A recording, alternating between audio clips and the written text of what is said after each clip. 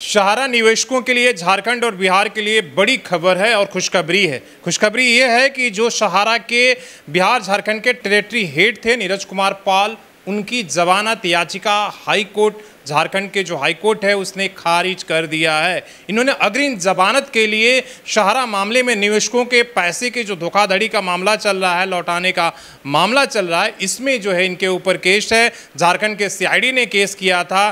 पहले निचले अदालत में इन्होंने अग्रिम जमानत लगाया, फिर जब अग्रिम जमानत वहां से टल गई तो इसके बाद हाई कोर्ट गए थे। ये लगातार जो सहारा के बड़े अधिकारी हैं वो लगातार झारखंड की जो सीआईडी है जो वो पूछताछ के लिए बुला रही है, जो एफआईआर दर्ज की है उसमें सहयोग नहीं कर रहे हैं और उसके बदले हाईकोर्ट में जाकर पूरे मामले को रद्द करने के लिए, केस को रद्द करने की कोशिश कर रहे हैं। लेकिन एक बड़ा झटका लगा है कि उनकी जमानत जो याचिका है हाईकोर्ट ने खारिज कर दिया है। हालांकि 16 जुलाई को इस मामले में एक सुनवाई हुई थी और फैसला जो है सुरक्षित रख लिया गया था, लेकिन आज उस पर फैसला सुनाया गया और उनकी जमानत याचिका जो है वो खारिज हो गई है। तो एक बड़ा झटका सहारा ग्रुप के लिए लगा है, इसलिए कि इससे पहले आपको पता है कि जो संजीव कुमार सिंह थे उनको 400 करोड़ के धोखाधड़ी मामले में जो रीजनल डायरेक्टर थे यहाँ के, उन्हें जो है झारखंड के जो सीआईडी है वो गिरफ्तार कर चुकी है।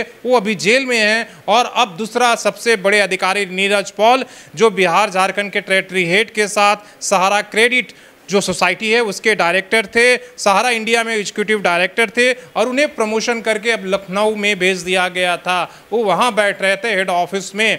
तो अब धीरे धीरे कहीं ना कहीं ये जांच का दायरा जो है, जो सहारा के बड़े मठाधीश हैं, बड़े अधिकारी हैं, उन पर दबाव ये पड़ने लगा कि कोर्ट जिस तरीके से फैसला और झारखंड की सीआईडी जिस तरीके से जांच कर रही है तो सबके ऊपर गिरफ्तारी का तलवार लटकने लगा है। अब देखना होगा कि जब हाईकोर्ट ने जमानत याचिका खारिज कर दी है तो इस मामले में क्या झारखंड के सीआईडी जाकर लखनऊ में उन्हें गिरफ्तार करती है या क्या कुछ होगा ये आने वाला। लेकिन एक बड़ा झटका है, बड़ी खबर है सबसे पहले उन सहारा निवेशकों के लिए जो हम सोशल संवाद के माध्यम से आप तक पहुंचा रहे हैं। लगातार इस अभियान में जो झारखंड बिहार में को लेकर जन सेवा भारती जो संगठन यहाँ पर है वो जो इस काम को कर रही है, हम उस खबर को आप तक पहुँचा रहे हैं। इस मामले में कानूनी लड़ाई लड़ी जा रही है और ग्राउंड पर भी वो निवेशकों के साथ जो एक डाटा झारखंड सरकार को दिया गया है कि झारखंड के निवेशकों का 40,000 करोड़ से ज़्यादा जो है पैसा उस सहारा के पास बकाया है, जिन्हें जो है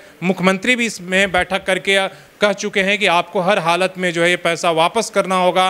पिछले दिनों गृह मंत्री आए थे, वहाँ पर भी ये बात रखी गई।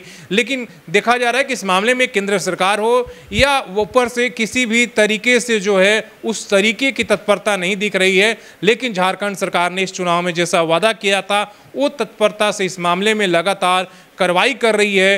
वो एसआईटी गठन हो या जो झारखंड के सीआईडी को पूरे मामले में एक के बाद एक केसेस दर्ज कर रही है। पिछले दिनों आपने देखा था कि जमीन घोटाले मामले को लेकर भी यहाँ पर केस दर्ज हुए। जो बिहार झारखंड में सहारा के जो संपत्ति है वो फर्जी तरीके से बेचकर जो है हवाला के जरिए जो है पैसा वापस लेकर जाया जा रहा है, जबकि सुप्रीम कोर्ट का इस पर रोक है। इस मामले में भी हमने एक डिटेल बातचीत किया था जो सुप्रीम कोर्ट के अधिवक्ता हैं और इस मामले में केस लड़ रहे हैं अखिलेश तिवारी, हमने उस मामले में भी पूरी बातचीत की थी, तो आप वो वीडियोज़ भी जाकर देख सकते हैं। लेकिन एक बड़ा झटका है सहारा इंडिया के बड़े अधिकारियों के लिए कि अब जो है दबिश उनकी गिरफ्तारी की तलवार उन पर लटक रही है। नीरज कुमार पॉल जो एक बड़े अधिकारी हैं उन पर जो है गिरफ्तारी की तलवार लटक गई है। हाई कोर्ट और निचली अदालत दोनों ने इनकी अग्रिम जमानत याचिका को रद्द कर दिया है।